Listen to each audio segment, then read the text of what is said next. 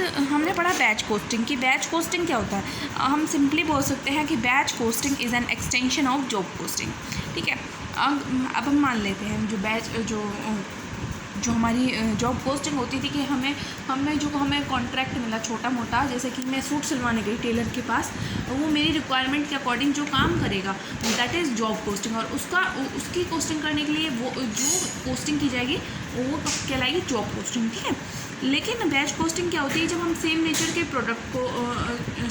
Product को हम बनाते हैं और जिसका मतलब कि जो कि हमें सेम नेचर का बनाना है, सेम साइज़ रहेगा, सेम क्वालिटी रहेगी, सेम क्वांटिटी रहेगी, तो उसके अकॉर्डिंग जब हम उसकी जो कोस्टिंग की जाती है दैट इज़ बैच कोस्टिंग। ठीक है, अब बैच कोस्टिंग के लिए हमें क्या कहते हैं?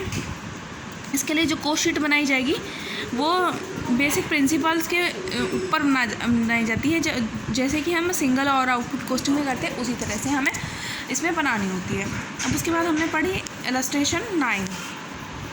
हमें यहाँ पर इलस्ट्रेशन 9 में दे रखा है कि कंपोनेंट 80x बनाते हैं, मेड एंटायरली इनका कोस्ट सेंटर में बनाया जाता है वो 10 में। ठीक है, मटेरियल कोस्ट है 5 पर कंपोनेंट एंड ईच कंपोनेंट है टेक, अगर जो हर कंपोनेंट है वो बनने में 12 मिनट्स लगाता है प्रोड्यूस होने में। ठीक है, the machine operator is paid 12 rupees per hour, 12 rupees per hour रुपये दिए जाते हैं। मशीन आवर रेट हमें दे रखा है 20 रुपीज़।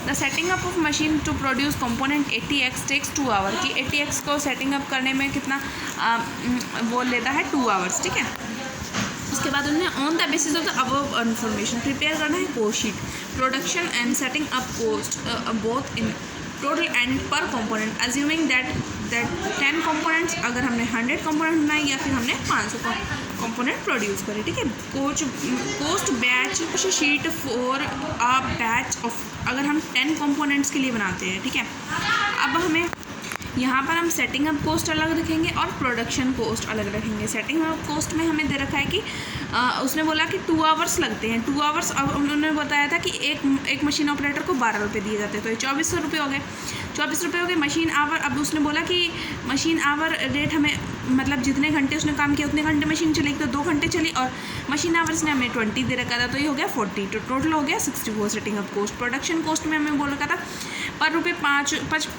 पर 5 रुपये होते हैं एक कंपोनेंट के, तो 5 रुपये 10 कंपोनेंट हम बना रहे हैं। ठीक है, तो 50 हो जाएगा। ठीक है, वेजेस हमने दी 2 आवर की एट द रेट ऑफ 12, तो 24 हो जाएगा। मशीन आवर थी कि 2 घंटे काम हुआ 20 रुपये के साथ है, तो 40। हमारी टोटल प्रोडक्शन कोस्ट हमारी आ जाएगी 178। कोस्ट पर हम निकाल सकते हैं 178 बाई में 10, तो कोस्ट पर आ गई 17.80।